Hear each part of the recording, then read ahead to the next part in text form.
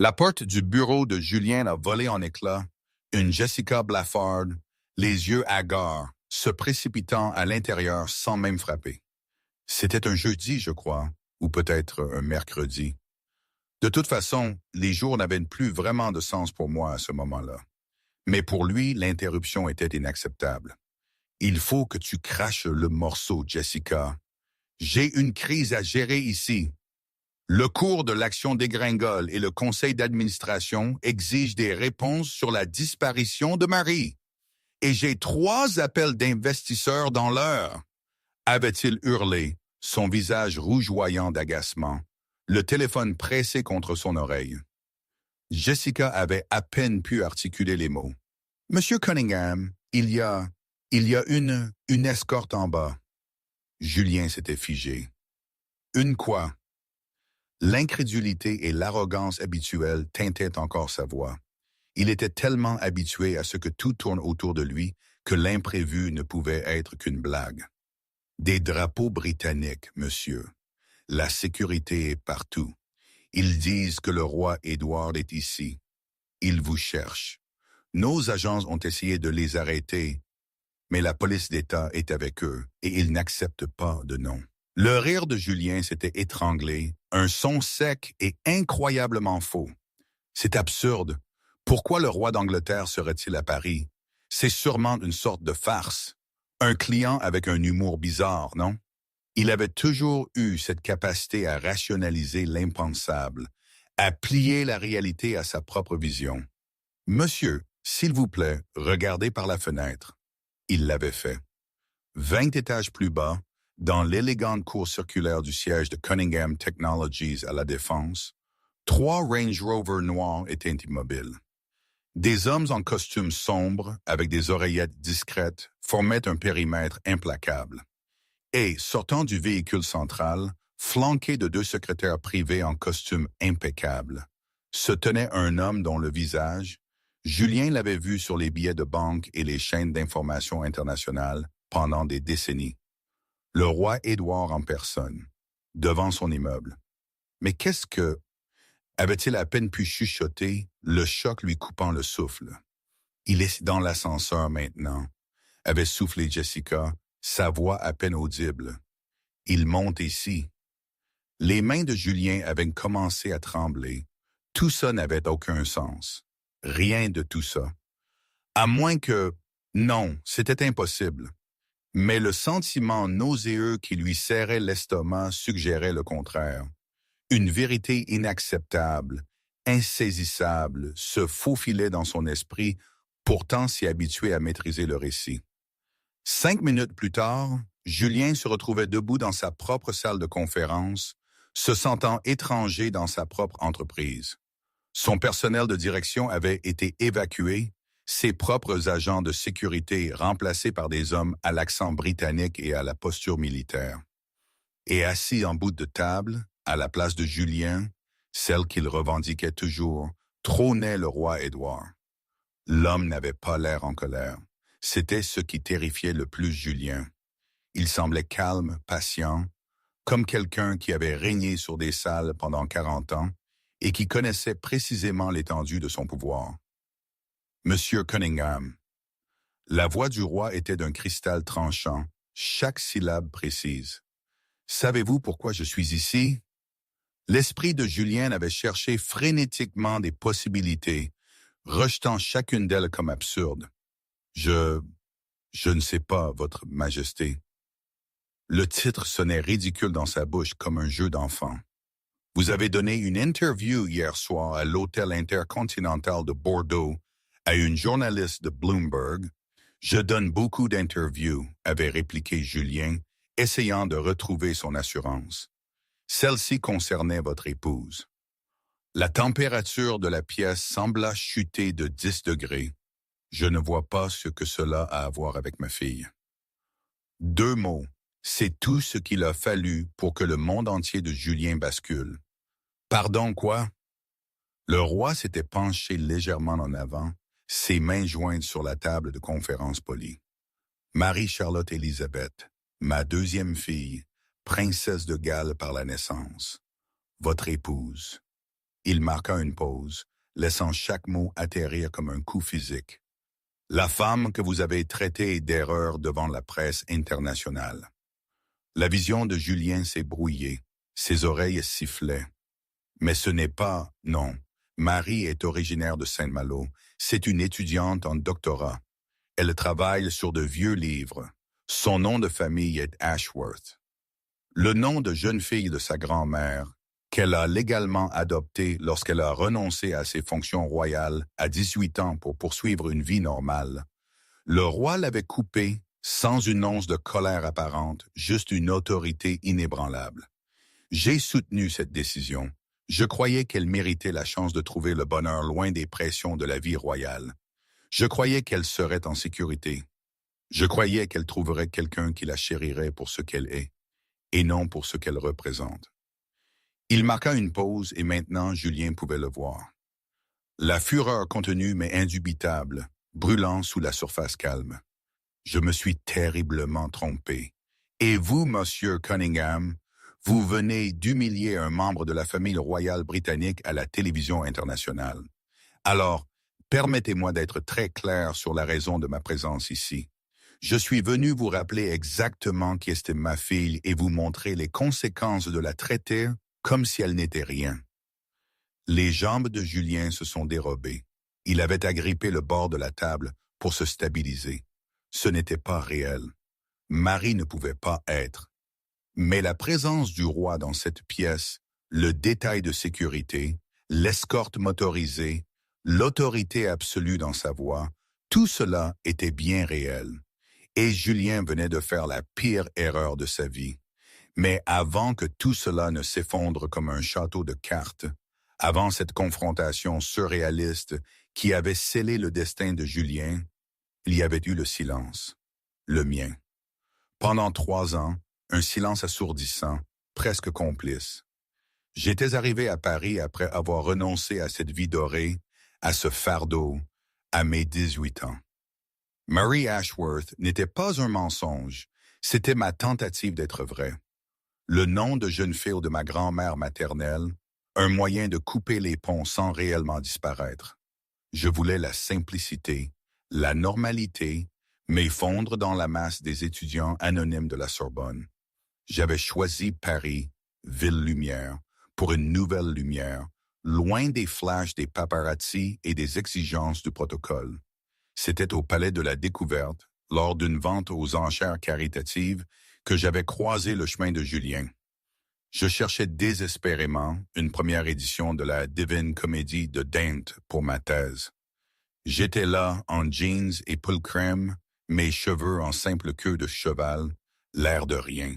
J'avais déjà fait une offre à 2000 € quand une voix profonde, venant de ma gauche, verrotin 30 000. Je m'étais retourné, prêt à foudroyer du regard cet homme dans un costume cher mais discret, aux cheveux sombres, à la mâchoire affûtée, la confiance irradiant de chaque mouvement. « C'est mon livre », avais-je lancé, un peu trop sèchement. Il avait souri, ce sourire ravageur que j'allais tant apprendre à haïr. « Alors vous devrez surenchérir. » Ce que j'avais fait à 31 000, sans même les avoir réellement sur mon compte en banque. Le marteau avait retombé et il s'était approché, 2 verres de vin à la main. Julien Cunningham. Et vous êtes Marie Ashworth. Et vous venez de me coûter 2000 € supplémentaires, avais-je répondu, un mélange d'agacement et d'une curiosité inattendue. Alors, laissez-moi me rattraper. Dîner demain? J'aurais dû dire non. J'aurais dû reconnaître cette assurance prétentieuse, cette conviction que le charme pouvait tout acheter. Mais il m'avait paru différent à l'époque, ou du moins, j'avais voulu le croire. Il avait posé des questions sur mes recherches avec une curiosité qui semblait sincère. Il avait écouté quand j'expliquais les complexités de l'allégorie politique de la Renaissance. Il m'avait trouvé brillante au lieu d'ennuyeuse. Notre début de relation avait été intense.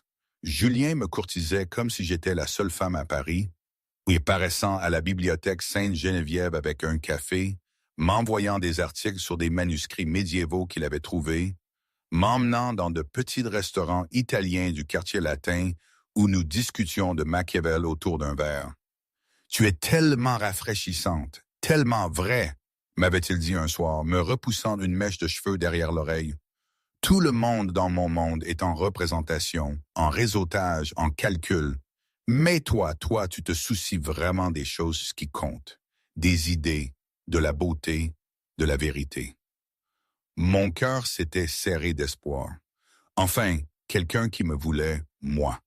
Pas la princesse Marie, Charlotte Élisabeth. Pas la photographie dans les tabloïds. Pas la toute diplomatique. Juste moi. Je ne lui avais jamais dit la vérité. Ni quand il m'avait demandé en mariage 6 mois plus tard, sur un banc dans le jardin du Luxembourg. Ni quand nous avions demandé notre permis de mariage. Pas même quand j'avais signé les papiers sous le nom de Mary Ashworth, ce qui était techniquement légal puisque ma renonciation à 18 ans incluait le droit d'utiliser n'importe quel nom de famille de mon choix. Le mariage avait été intime, à Saint-Malo, en Bretagne, dans un ancien manoir avec vue sur la mer. 50 invités, c'était l'insistance de Julien. « Je veux que ce soit simple », avait-il dit. « Juste nous et les personnes qui comptent. » Mais j'avais remarqué la façon dont sa mâchoire se serrait quand je ne pouvais pas produire une liste d'invités remplie de noms influents. Comment il avait expliqué à ses partenaires commerciaux qu'il faisait un profil bas, avec un haussement d'épaules contrit? Comment il m'avait présenté à ses investisseurs au dîner de répétition avec un geste décontracté, presque dédaigneux? Voici ma femme, Marie. Elle est dans les livres. Pas, elle achève son doctorat. Pas, c'est une érudite. Juste, dans les livres, comme si c'était un passe-temps, une bizarrerie à tolérer. Notre première dispute avait éclaté une semaine après la lune de miel. « Pourquoi n'as-tu pas de photos de famille ?» avait demandé Julienne en déballant des cartons dans notre nouvelle maison de ville dans le Marais. Pas de parents, de frères et sœurs, d'amis d'enfance. C'est bizarre, Marie. Ils ne font plus partie de ma vie, avais-je dit avec précaution. Je voulais prendre un nouveau départ. De quoi ça a de l'importance? Je suis là maintenant, avec toi. Il avait laissé tomber, mais j'avais vu la suspicion vaciller sur son visage. La première fissure dans les fondations de notre château de sable. En quelques mois, j'avais senti ma propre personne se rétrécir. Les amis de Julien étaient des capital risqueurs et des cadres de la technologie qui parlaient de disruption de marché et de bénéfices trimestriels. Leurs femmes portaient des marques de créateurs et discutaient de portefeuilles immobiliers. Quand j'avais mentionné ma thèse sur les poétesses féminines de la Renaissance, j'avais été accueilli par des sourires polis et vitreux. « C'est gentil », avait dit une femme. « Vous avez de vrais projets de carrière ou c'est juste pour le plaisir ?» Julien avait ri. Il ne m'avait pas défendu, il avait ri. Et j'avais appris à me taire, à sourire, à devenir un meuble dans mon propre mariage. Je me suis souvenu d'une après-midi, quand j'étais encore enfant, peut-être 10 ans. Mon précepteur d'histoire m'avait emmené visiter le Louvre, pas pour les collections évidentes, mais pour la bibliothèque secrète de Charles Fuchton. Il m'avait dit « Une princesse Marie ne brillait pas seulement par son titre. Elle brille par son esprit, par ce qu'elle absorbe, par ce qu'elle peut comprendre des rouages du monde. Le véritable pouvoir est ici. » Et il avait tapoté ma tempe. Ce jour-là, je m'étais senti immense, investi d'une mission de savoir. Aujourd'hui, dans la maison de Julien, je me sentais minuscule, mes connaissances reléguées au rang de passe-temps excentrique. C'était une sensation amère, presque physique, comme une pièce d'identité que j'aurais égarée. Ce que Julien n'avait jamais su, c'est que, alors qu'il me tenait pour simple, j'opérais à un niveau qu'il ne pouvait comprendre. Chaque mardi et jeudi matin, après que Julien soit parti pour son bureau à la Défense, je m'enfermais dans le bureau du 2e étage de la maison de ville. Je sortais mon ordinateur portable crypté, acheté sous mon nom légal, Murray Charlotte Wells, et je me connectais à un serveur sécurisé à Londres. Le Dr Juro, conservateur principal au Sabis, me saluait par appel vidéo. Marie, nous avons un manuscrit de Pétrarque qui nécessite votre authentification pour les 3 prochaines heures. Je me plongeais dans l'analyse de scans haute résolution, comparant la composition de l'encre et les motifs des marginalia, passant sans effort de l'italien au français et au latin en consultant des archivistes européens. J'étais l'une des principales expertes mondiales en authentification de manuscrits de la Renaissance, publiés sous un pseudonyme dans des revues académiques que Julien n'aurait jamais lues. L'ironie ne m'échappait pas. Mon mari se vantait de disrupteur des industries, tandis que j'authentifiais discrètement des documents valant des millions. Mon expertise était sollicitée par des maisons de vente aux enchères sur 3 continents. J'avais aussi repéré des irrégularités dans son travail. Julien avait l'habitude de laisser des rapports trimestriels sur son bureau, des documents confidentiels éparpillés négligemment dans leur chambre. J'avais appris à lire des états financiers à 16 ans, dans le cadre de mon éducation royale pour comprendre les avoirs du duché. J'avais immédiatement remarqué les chiffres gonflés des contrats gouvernementaux, les accords de licence douteux, les projections de revenus qui ne correspondaient pas au schéma de dépenses. Je n'avais rien dit. Le mariage était une question de confiance, n'est-ce pas? Peut-être y avait-il des explications que je ne comprenais pas. Peut-être me respecterait-il davantage si je n'interférais pas. Je m'étais trompé. 8 mois après notre mariage, Julien était rentré chez lui, vibrant d'excitation. J'ai embauché une nouvelle directrice des opérations aujourd'hui, Sophie Laurent, femme brillante, MBA de Harvard, 5 ans chez McKinsey, parle 4 langues. C'est exactement ce dont Cunningham Technologies a besoin pour prendre de l'ampleur. J'avais rencontré Sophie Laurent 1 semaine plus tard, lors d'un dîner d'entreprise dans un restaurant étoilé du 8e arrondissement, où l'élite parisienne dînait en 7 services. Sophie était arrivée dans une robe fourreau carmin qui coûtait plus cher que mes revenus mensuels de consultante. Ses cheveux sombres étaient coiffés en un chignon impeccable, sa poignée de main ferme et évaluatrice. « Alors, vous êtes la femme », avait dit Sophie, son accent français rendant les mots à la fois élégants et dédaigneux. « Julien m'a tant parlé de vous. Comme c'est mignon que vous vous intéressiez aux vieux livres. » La façon dont elle avait dit « mignon » le faisait sonner comme simplette. Pendant tout le dîner, Sophie avait dominé la conversation, discutant de stratégies d'expansion de marché et de protocoles de cybersécurité, tandis que Julien buvait ses paroles. Lorsque la conversation s'était brièvement tournée vers une fusion avec une entreprise européenne, j'avais ouvert la bouche pour mentionner les complications réglementaires dont j'avais lu les détails. « Marie, chérie », avait interrompu Sophie, son sourire aiguisé. « Comprenez-vous même ce que fait l'entreprise de votre mari? Tout cela doit être terriblement ennuyeux pour vous. Peut-être seriez-vous plus à l'aise pour discuter du menu. » La table avait ri, Julien avait ri. Je m'étais excusé pour les toilettes et y étais resté 10 minutes, agrippé au comptoir de marbre, me forçant à respirer. Ça n'avait fait qu'empirer. Julien commençait à oublier de me parler des événements de l'entreprise. Je découvrais qu'il avait assisté à un gala ou à une réunion d'investisseurs seulement lorsque je voyais des photos sur les réseaux sociaux.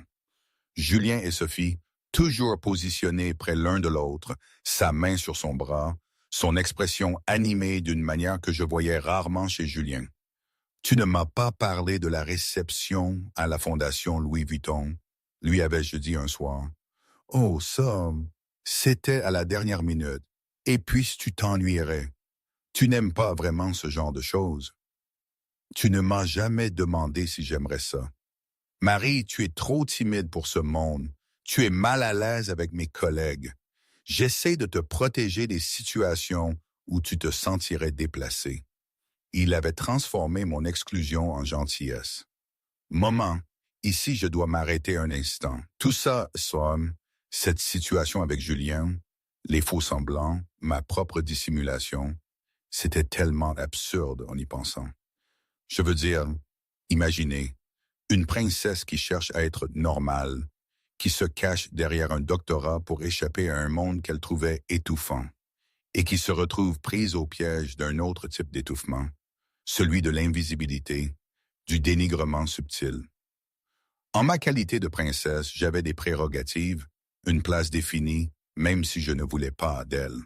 En tant que Mary Ashworth, j'étais censé être libre, mais je me suis laissé enfermer dans une cage dorée où je n'étais qu'un reflet pâle de mon mari. C'est fou, non?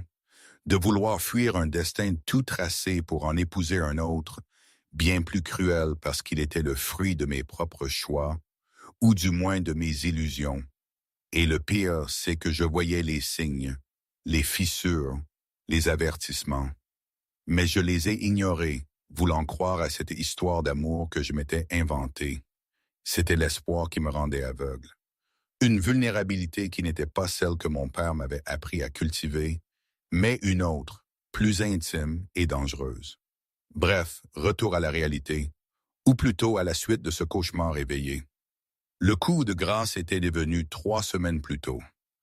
J'avais remarqué un contrat sur le bureau de Julien, un accord de cybersécurité gouvernementale dont les modalités de paiement violaient les réglementations fédérales en matière d'acquisition. J'avais pris mon courage à 2 mains pour le mentionner. Julien, j'ai vu le contrat Henderson. La structure de paiement pourrait être problématique en vertu. Il avait ri, vraiment ri, levant les yeux de son téléphone avec une condescendance amusée. Tiens-t'en à tes vieux bouquins, Marie. Les affaires te dépassent. J'ai toute une équipe juridique pour ça. Tu penses comprendre les contrats gouvernementaux parce que tu lis beaucoup? J'avais quitté la pièce sans un mot de plus. Après ça, j'avais arrêté d'essayer. Je souriais à ces événements quand il se souvenait de m'emmener. J'acquiesçais quand Sophie faisait ses remarques acerbes. Je me réduisais de plus en plus jusqu'à devenir pratiquement invisible. Exactement ce que Julien voulait. Le soir du gala à l'Hôtel Intercontinental de Bordeaux, Julien avait clairement fait part de ses attentes. « Mettre la robe grise », avait-il dit ce matin-là, sans lever les yeux de son téléphone. La simple, n'en fais pas trop. L'événement concerne Cunningham Technologies, pas toi. Alors j'avais porté la robe fauve gris colombe, des bijoux minimaux, mes cheveux en chignon bas. J'étais arrivé à l'hôtel en bord de fleuve pour y trouver 500 invités et en tenue de soirée scintillante, le champagne coulant à flot, un quatuor à cordes jouant près des baies vitrées donnant sur le port. Julien n'avait pas remarqué mon entrée.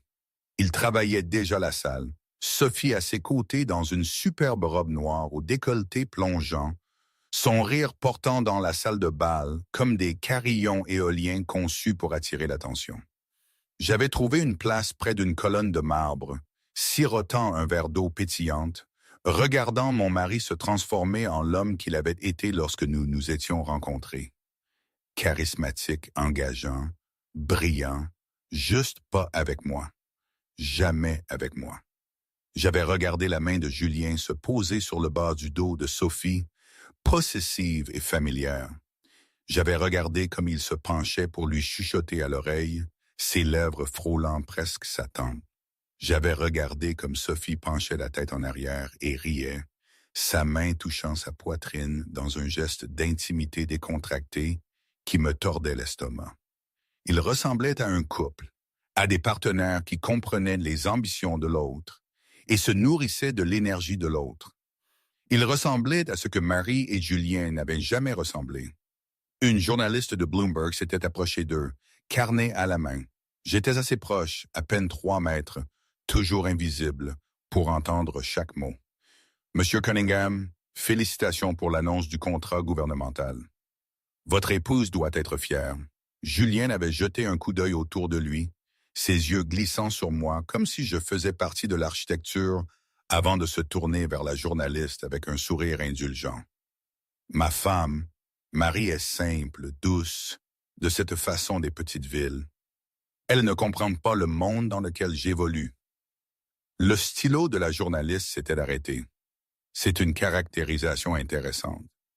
Je crois en l'honnêteté, avait poursuivi Julien, s'animant sur son sujet, sa voix portant jusqu'aux invités proches qui avaient commencé à écouter. Je l'ai épousée pendant une phase sentimentale. Nous faisons tous des erreurs quand nous sommes jeunes, n'est-ce pas? On croit vouloir de la simplicité et de l'authenticité, Mais ensuite, on construit un empire et on réalise qu'on a besoin de quelqu'un qui peut suivre le rythme. Les sourcils de la journaliste s'étaient levés. Dites-vous que votre mariage était une erreur? Je dis qu'un homme dans ma position a besoin d'une partenaire qui peut égaler son ambition. Quelqu'un qui comprend le pouvoir, la stratégie, les enjeux en jeu. Sa main s'était resserrée sur le dos de Sophie. Quelqu'un qui appartient à ce monde. Sophie avait souri, féline et satisfaite. Le sang s'était retiré de mon visage. Autour de moi, les invités s'étaient tournés pour me fixer, certains avec pitié, d'autres avec une fascination à peine voilée devant le carnage social qui se déroulait. Une femme avait même sorti son téléphone, déjà en train de texter les potins à ses amis. Je m'étais tourné vers la sortie, ma vision floue, ma respiration superficielle. « Marie, chérie, attends. » Sophie m'avait intercepté près du vestiaire, son expression arrangée en une parfaite sollicitude, sa voix assez forte pour que les invités attardés l'entendent. « Tu vas bien? Tu as l'air bouleversé. » « Écoute, Julien est tellement stressé avec les nouveaux contrats et les réunions du conseil. Il ne voulait pas dire ces choses. Tu sais comment les hommes sont quand ils sont entourés d'autres personnes ambitieuses. Ils paradent, ils jouent de la comédie. Ce n'est pas personnel. » J'avais regardé Sophie, reconnaissant la performance pour ce qu'elle était. Sophie s'assurait que tout le monde la voit en train d'être gentille avec la femme humiliée, s'établissant comme la gracieuse victorieuse. « Peut-être pourrais-tu essayer de t'intéresser à son travail, » avait continué Sophie, sa main sur mon bras, sa prise juste assez ferme pour ressembler à une revendication. « Cela pourrait aider si tu comprenais ce qu'il construit ici. Je serais ravi de t'expliquer les affaires si tu veux. Nous pourrions déjeuner entre filles. » La fausse sollicitude dans sa voix était magistrale. Chaque mot conçu pour blesser tout en ayant l'air de soutenir. J'avais retiré mon bras sans parler. J'étais sorti du Grand Hôtel Intercontinental de Bordeaux dans la fraîche nuit d'octobre, mon visage brûlant d'humiliation, et j'étais monté dans le premier Uber que j'avais trouvé. Le Bristol Paris, avais-je dit au chauffeur, ma voix stable malgré les tremblements de mes mains. J'étais rentré chez nous une seule fois, à 3 heures du matin, quand je savais que Julien serait encore à l'after-party. J'avais fait une valise avec l'essentiel et laissé mon alliance sur le comptoir de la salle de bain. À l'aube, j'étais seul dans une chambre d'hôtel, fixant mon téléphone, attendant les retombées que je savais imminentes. Je n'avais pas dormi. Comment aurais-je pu? À 6h47 du matin, mon téléphone avait commencé à vibrer avec la fureur d'un nid de frelons. 17 appels manqués, 43 messages textes, des notifications affluant plus vite que je ne pouvais les rejeter. J'avais attrapé le téléphone d'une main tremblante et ouvert mon application d'actualité. Le Parisien avait publié l'interview à minuit, mais elle n'était pas restée parisienne. France 24 l'avait reprise à 2 heures du matin. PDG de la Tech traite sa femme d'erreur lors d'un gala d'entreprise. BFM TV à 3 heures du matin. Le cruel renvoi public de son épouse par un homme d'affaires américain suscite l'indignation. À 6 heures du matin, le visage de Julien était sur tous les grands médias de 2 continents. Le clip vidéo du gars Allah, quelqu'un l'avait enregistré, était partagé des millions de fois. Twitter, Instagram, TikTok, tout le monde avait une opinion. Voilà à quoi ressemble la violence émotionnelle. Imaginez humilier votre femme et pour impressionner votre maîtresse. Les hommes comme ça méritaient de tout perdre. J'avais fait défiler les commentaires, engourdis. Des étrangers me défendaient avec une férocité que je n'avais jamais réussi à exprimer pour moi-même. Mais Julien avait persisté. Son message Twitter de 4h30 du matin était déjà devenu viral. Je crois en l'honnêteté dans toutes mes relations. Certaines personnes ne peuvent pas gérer la vérité. Si vous ne pouvez pas accepter la réalité, c'est un problème personnel, pas le mien. Les réponses étaient brutales. La réalité est que vous êtes un narcissique qui a épousé quelqu'un de gentil et a passé 3 ans à la détruire. Le cours de votre entreprise est en baisse de 3% et continue de chuter. Profiter des conséquences. Honnêteté, vous voulez dire cruauté. Il y a une différence. J'avais posé le téléphone, mes mains tremblantes quand il avait sonné à nouveau. Pierre, la voix de mon frère, était tendue par une émotion que j'avais rarement entendue chez lui. La rage. Papa l'a vu. 3 mots, c'est tout ce qu'il a fallu pour que mon monde bascule. Pierre, s'il te plaît. C'est sur CNews, Mary. BFM TV l'a diffusé en titre du matin. Le magnat de la tech américain humilie publiquement sa femme. Et quelqu'un dans les médias t'a reconnu sur de vieilles photos. Il pose des questions. Il creuse. Ma poitrine s'était serrée. Personne ne sait qui je suis. J'ai été prudente. Un correspondant royal du Figaro vient de tweeter pour demander si tu es la princesse disparue il y a 7 ans. Ce n'est qu'une question de temps avant qu'il ne le confirme. Et papa, la voix de Pierre s'était légèrement brisée. Je ne l'ai jamais entendu aussi en colère, ni pendant les scandales, ni pendant les funérailles de maman. Jamais. Il ne peut pas venir ici. Pierre, j'ai laissé cette vie derrière moi. J'ai renoncé au titre. Tu as renoncé à tes devoirs royaux. Tu es toujours une princesse de Galles par la naissance. Tu es toujours notre sœur. Tu es toujours un membre de cette famille. Sa voix s'était durcie, et Julien vient d'humilier la couronne à la télévision internationale. Que tu utilises le titre ou non, tu en es protégé. Papa prend l'avion pour Paris. Il sera là dans 6 heures. S'il te plaît, retiens-le. Je peux gérer ça moi-même. Ah oui? Parce que de là où je suis, tu as passé 3 ans à te rendre invisible pour un homme qui te traitait comme un accessoire qu'il avait honte de posséder. Papa va rappeler à Julien exactement qui tu es, qui tu as toujours été. L'appel s'était terminé avant que je puisse protester davantage. Mon téléphone avait immédiatement vibré avec des SMS de Julien. 7h02. Où diable es-tu? Appelle-moi tout de suite. 7h15.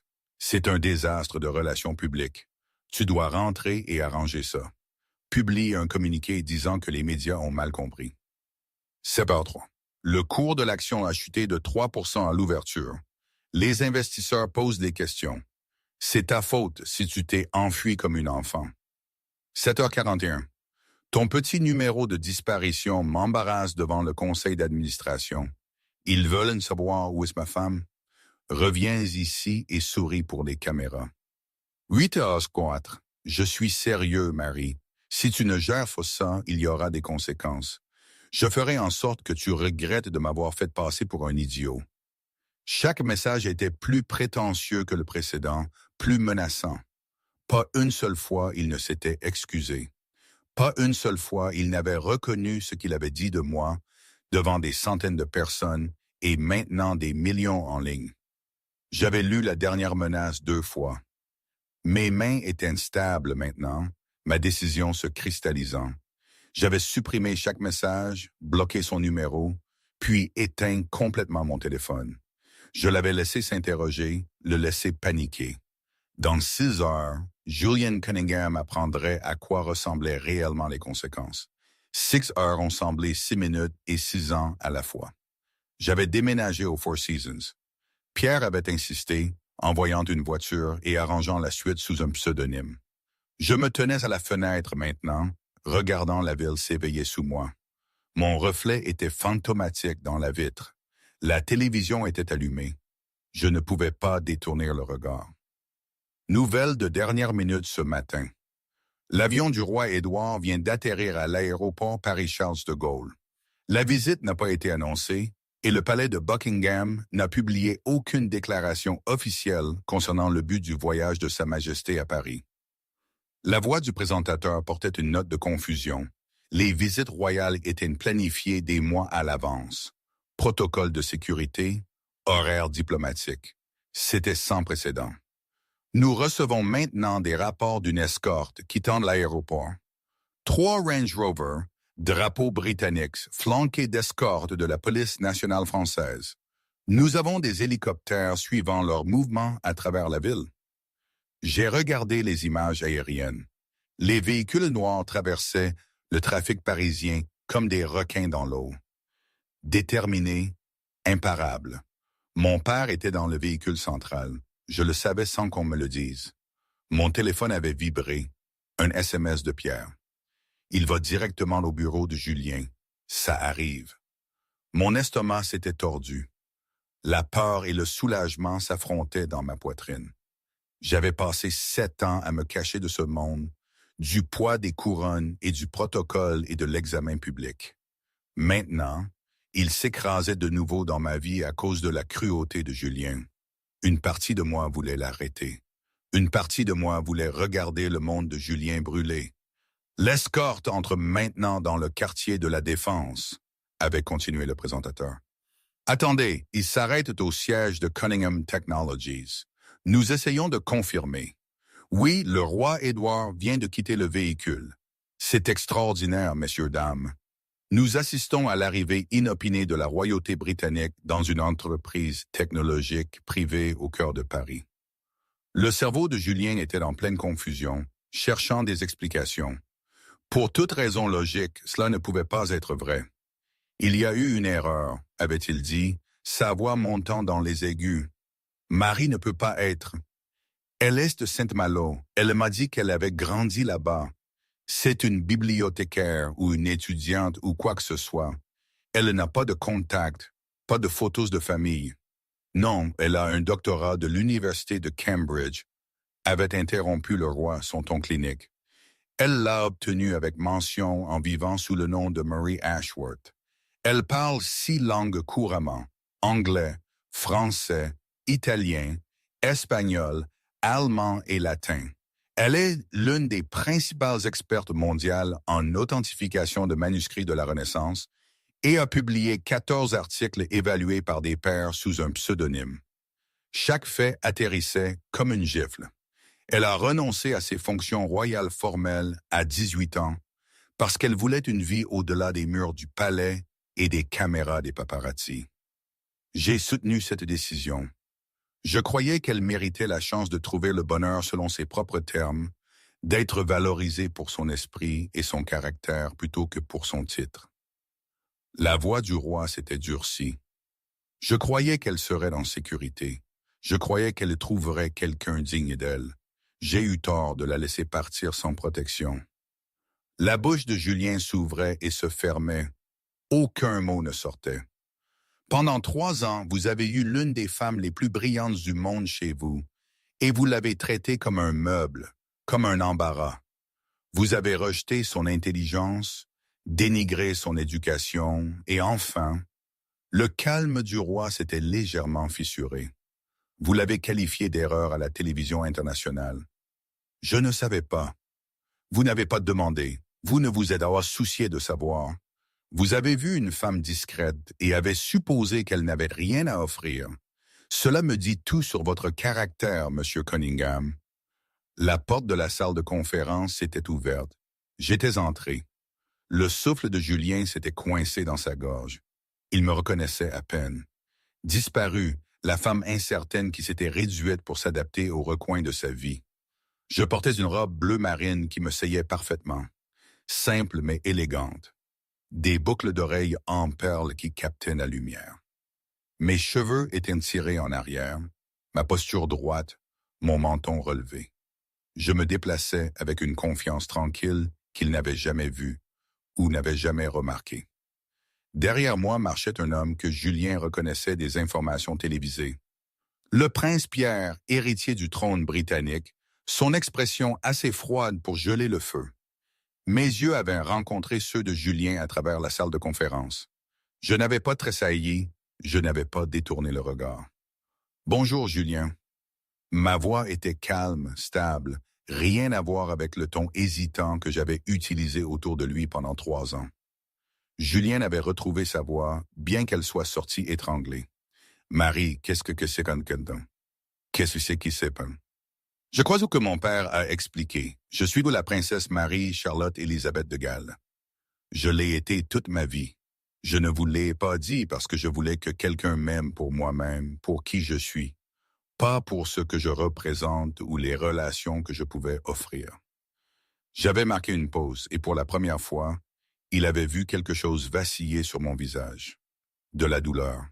De toute évidence, c'était trop demandé. Tu m'as menti. J'ai utilisé mon nom légal. J'ai été honnête sur mon éducation, mon travail, mes intérêts. Vous n'avez tout simplement jamais pris la peine de regarder plus en profondeur. Vous avez supposé que j'étais simple parce que j'étais gentil. Vous avez confondu la discrétion avec le vide. Ma voix était restée neutre, mais chaque mot était un coup. J'ai passé 3 ans à espérer que vous me verriez. Vraiment me voir. Vous ne l'avez jamais fait. Les mains de Julien tremblaient. Si tu es vraiment une princesse, pourquoi n'as-tu pas agi comme telle? Pourquoi m'as-tu laissé te traiter comme... Comme quoi, Julien? La voix de Pierre avait traversé la pièce comme une lame, comme si elle ne valait rien, parce que c'est exactement comme ça que vous avez traité notre sœur. Et elle l'a enduré parce qu'elle vous aimait, parce qu'elle espérait toujours que vous vous montrerez digne de cet amour. La porte s'était de nouveau ouverte avec fracas. Sophie Laurent s'était précipitée à l'intérieur, son téléphone à la main, son expression animée. « Julien, chéri, le Wall Street Journal appelle au sujet de la chute du cours de l'action et ils veulent un communiqué. » Elle s'était arrêtée net. Ses yeux étaient passés de Julien au roi et, à moi, à Pierre. Julien l'avait regardé se transformer en temps réel, de confiante à confuse, à compréhensive, à absolument livide. Quoi? La voix de Sophie était sortie comme un murmure. Mademoiselle Laurent, le roi ne s'était pas levé, il n'en avait pas besoin. Sa voix portait toute l'autorité nécessaire. Quelle chance, votre nom est également mentionné dans le dossier juridique du palais. Le téléphone de Sophie lui avait glissé des doigts et s'était écrasé sur le sol en marbre. Dossier juridique? Son sang-froid habituel se brisait comme de la fine glace. Pour votre rôle dans l'humiliation systématique d'un membre de la famille royale, avait dit Pierre, tirant d'une chaise et s'asseyant avec une décontraction délibérée. Chaque commentaire public que vous avez fait à Marie, chaque remarque condescendante lors des dîners d'entreprise, chaque publication sur les réseaux sociaux impliquant qu'elle était inadéquate, tout est documenté, tout est admissible. Les yeux de Sophie s'étaient dirigés vers moi. Toi, tu as monté ça, tu as manipulé. Je n'ai rien fait, avais-je dit calmement. J'ai existé, j'ai été gentil quand vous étiez cruel. Je suis restée silencieuse quand vous vous êtes moqué de moi. Je vous ai tous les deux donné toutes les opportunités de faire preuve d'une simple décence humaine. Vous avez choisi autre chose. C'étaient vos décisions, pas les miennes. Julien avait finalement retrouvé son aplomb.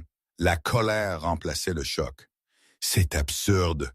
Vous ne pouvez pas juste venir dans mon entreprise et faire des accusations. Nous ne faisons pas d'accusations, Monsieur Cunningham. Un homme en costume impeccable s'était avancé, l'un des secrétaires privés du roi. Il avait posé un dossier épais sur la table de conférence. Nous présentons des preuves. Julien avait attrapé le dossier d'une main tremblante et l'avait ouvert. La première page était une action en justice formelle. La couronne contre Julian Cunningham et Sophie Laurent. Diffamation et dénigrement public d'un membre de la famille royale en vertu du droit international. Ses yeux avaient balayé la terminologie juridique, les citations, les arguments juridictionnels. C'était réel, préparé professionnellement, hermétique. C'est ridicule, avait-il marmonné, tournant la 2e page. Vous ne pouvez pas me poursuivre pour une interview. Page 7, avait dit le roi calmement. Les doigts de Julien avaient fouillé les pages. Quand il avait atteint la page 7, le sang s'était retiré de son visage. Audit financier médico-légal, Cunningham Technologies Incorporated. Réalisé par les services de sécurité de la Couronne en coordination avec le renseignement financier du MI6. Période, les 3 dernières années. Sous l'entête, il y avait un examen complet de chaque contrat, chaque transaction, chaque mouvement financier que son entreprise avait effectué depuis qu'il m'avait épousé. Mais qu'est-ce que c'est que ça? La voix de Julien s'était brisée. Quand vous avez épousé ma fille, avait dit le roi Bei, son ton décontracté, presque agréable. Vous êtes devenu une personne digne d'intérêt pour nos services de sécurité. Protocole standard pour toute personne qui se marie dans la famille royale, même quelqu'un qui a renoncé à ses fonctions officielles. Nous effectuons des vérifications d'antécédents, une surveillance financière, des évaluations de sécurité. Il s'était penché en arrière dans la chaise de Julien, la chaise qui ne ressemblerait plus jamais à celle de Julien.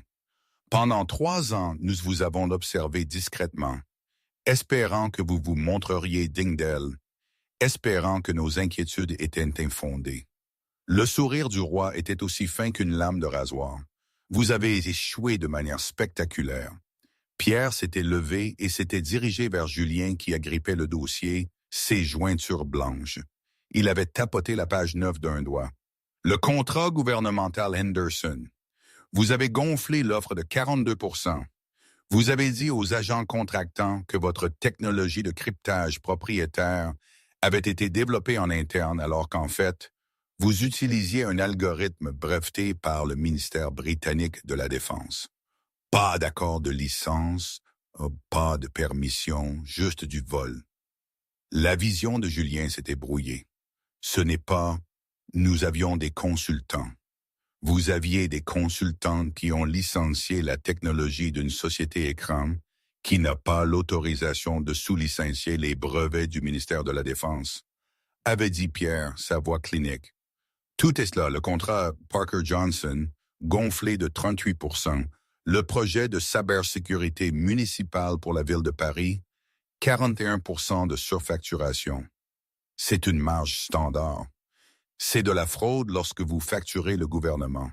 C'est une rupture de contrat lorsque vous revendiquez une technologie propriétaire que vous ne possédez pas. Pierre avait laissé tomber un autre dossier sur la table. Celui-ci était plus épais.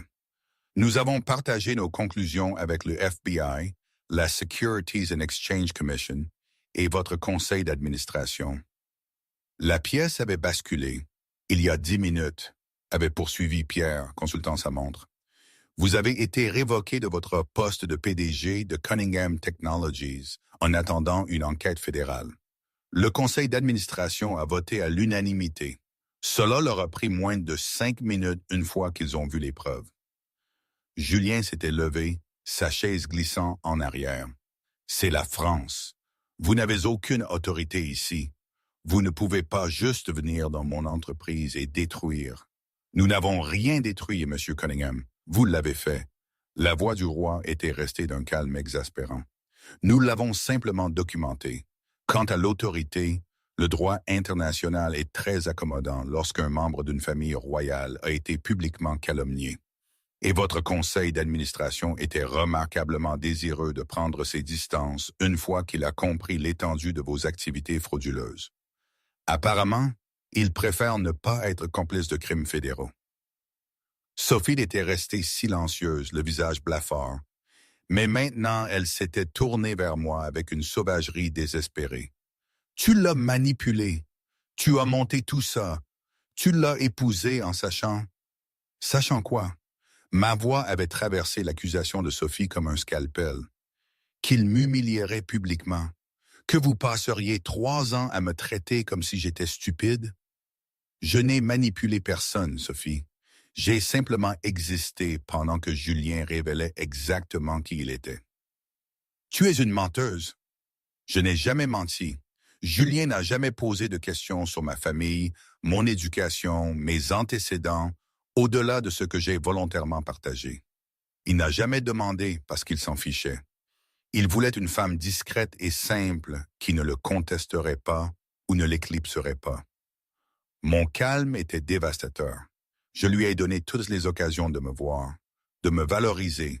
Il a choisi de ne pas le faire. Les mains de Julien avaient claqué sur la table. Tu m'as laissé me ridiculiser. Tu m'as regardé te rejeter et tu n'as rien dit. J'ai beaucoup dit. Vous n'avez pas écouté. J'ai essayé de discuter de vos contrats. Vous m'avez dit que les affaires me dépassaient. J'ai essayé de participer à votre monde. Vous avez dit que j'étais trop timide, trop simple, trop trop embarrassante. Ma voix était restée neutre, mais mes yeux brillaient. Je suis devenu exactement ce que vous vouliez, invisible. Et au moment où j'ai cessé d'être utile, vous m'avez qualifié d'erreur à la télévision internationale. Cette interview a été sortie de son contexte. Nous avons la vidéo, Julien. Pierre avait sorti son téléphone et l'avait tourné vers Julien. Les images du gala passaient, la main de Julien sur le dos de Sophie, son rire dédaigneux, ses mots exacts sur moi, simple et de petite ville. Il n'y a aucun contexte qui rende cela acceptable. Sophie, elle avait tenté une autre approche, sa voix devenant suppliante. Julien, dis-leur que c'est un malentendu. Les contrats ont été approuvés par le service juridique. Votre équipe juridique a déjà coopéré avec les enquêteurs, avait interrompu Pierre. Ils affirment avoir déconseillé l'utilisation de la technologie du ministère de la Défense et que vous et mademoiselle Laurent les avez outrepassés. Il y a des emails. Le visage de Sophie était passé du blanc au gris. Vous êtes tous les deux nommés dans l'enquête du FBI, avait dit le roi, devant maintenant toute son autorité impliquant la pièce. Fraude fédérale, vol de propriété intellectuelle, manipulation de contrats. Le système judiciaire américain s'occupera de ces accusations.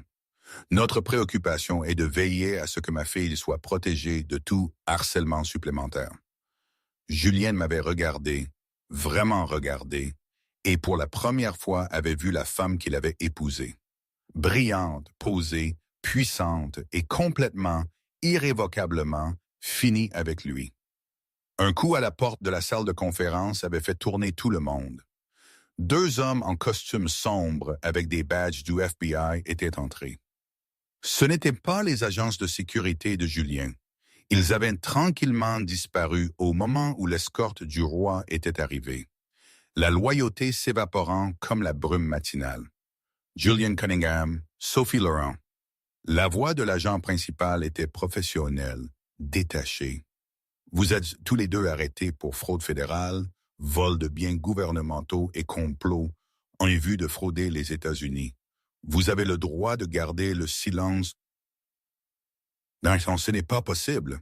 Julien avait reculé devant les agents, les yeux écarquillés. Vous ne pouvez pas m'arrêter dans mon propre bâtiment. Monsieur, s'il vous plaît, ne rendez pas les choses difficiles. Alors que le deuxième agent s'avançait avec les menottes, le désespoir de Julien avait éclaté. Il s'était jeté vers moi, saisissant mon poignet avec assez de force pour me faire tressaillir. « Marie, s'il te plaît, on peut arranger ça. Dis-leur que c'est une erreur. Dis-leur. » Il n'avait pas terminé sa phrase. Pierre avait bougé plus vite que Julien ne l'aurait cru possible, brisant la prise de Julien d'une torsion précise et s'interposant entre lui et moi. « Touche encore, ma sœur, » avait dit Pierre, sa voix mortellement silencieuse. « Et l'immunité diplomatique ne te sauvera pas de ce que je te ferai. » Les agents du FBI avaient tiré Julien en arrière, lui menottant les poignettes derrière le dos avec des clics métalliques efficaces. Sophie était déjà menottée, son sang-froid habituel brisé, son mascara commençant à couler alors que la réalité s'abattait sur elle. Alors qu'ils étaient conduits vers la porte, Sophie s'était retournée, son visage déformé par la rage et l'humiliation. « Tu n'es toujours que la même petite souris pathétique, » m'avait-elle craché. « Cachée derrière papa et un titre que tu avais trop honte d'utiliser. Tu n'es rien sans eux. » J'avais rencontré ses yeux avec un calme dévastateur. Je n'ai jamais été une souris, Sophie. J'étais une femme essayant de croire en l'amour, essayant de voir le meilleur en quelqu'un qui ne le méritait pas. Vous avez confondu ma gentillesse avec de la faiblesse, ma discrétion avec de la stupidité. C'est votre échec, pas le mien. J'avais marqué une pause, laissant les mots s'installer. Je n'avais pas besoin d'un titre pour être brillante. Je n'avais pas besoin de la protection de ma famille pour avoir de la valeur. J'avais ces choses depuis le début. Vous et Julien ne pouviez tout simplement pas les voir parce que vous étiez trop occupés à vous féliciter d'être cruel. La bouche de Sophie s'était ouverte, puis refermée. Aucun mot n'était sorti. Les agents les avaient emmenés. Les protestations de Julien avaient résonné dans le couloir jusqu'à ce que les portes de l'ascenseur se ferment, coupant le son. La salle de conférence était devenue silencieuse. J'avais expiré un souffle que je ne savais pas que je retenais. Mon père s'était levé et avait posé une main douce sur mon épaule. « Ça va? »« Ça ira », avais-je dit doucement. Vraiment. 3 mois plus tard, je me tenais devant la salle de séminaire de la Bibliothèque Sainte-Geneviève, mes mains gesticulant avec animation alors que je discutais du commentaire politique subversif dans La Cité des Dames de Christine de Pisan. Remarquez comment Pisan construit son argumentation, avais-je expliqué à la salle d'étudiants en master. Elle ne rejette pas l'autorité masculine de front. Elle construit un nouveau cadre entièrement, un où la vertu et l'intellect des femmes existent indépendamment de la validation masculine. Révolutionnaire pour 1035, toujours révolutionnaire aujourd'hui. Les étudiants se penchaient en avant, captivés. 3 d'entre eux prenaient déjà des notes pour leur propre thèse. C'était ma 4e conférence en tant que chercheuse invitée dans cette université prestigieuse de Paris, et je ne m'étais jamais sentie aussi vivante. Pas de titre royal sur ma plaque nominative. Pas de service de sécurité devant la porte. Juste Dr. Murray Ashworth, érudite et enseignante, partageant ma passion avec des gens qui valorisaient la connaissance avant les connexions. Julien et Sophie attendaient leur procès pour 16 chefs d'accusation de fraude fédérale. Cunningham Technologies avait été dissoute, ses actifs saisis. L'homme qui m'avait qualifié d'erreur se battait pour éviter une peine de 10 ans de prison. Je ne ressentais rien quand j'y pensais. Pas de triomphe, pas de satisfaction, juste un sentiment d'achèvement, de point final. Après ma conférence, j'ai rassemblé mes affaires et suis sorti dans le couloir. Mon père m'attendait, les mains dans les poches, un léger sourire sur le visage. « C'était extraordinaire », a-t-il dit. « Tu n'étais pas obligé de venir de Londres pour une conférence, papa. Je voulais te voir dans ton élément. Viens marcher avec moi. » Nous sommes sortis dans le quartier latin. Octobre avait peint les arbres de nuances d'ambre et de cramoisie, les feuilles dérivant comme des pépites d'or. Des étudiants traversaient les allées avec des sacs à dos et des tasses de café, inconscients du roi marchant parmi eux. « Je suis désolé de ne pas t'avoir protégé de lui », a dit mon père doucement.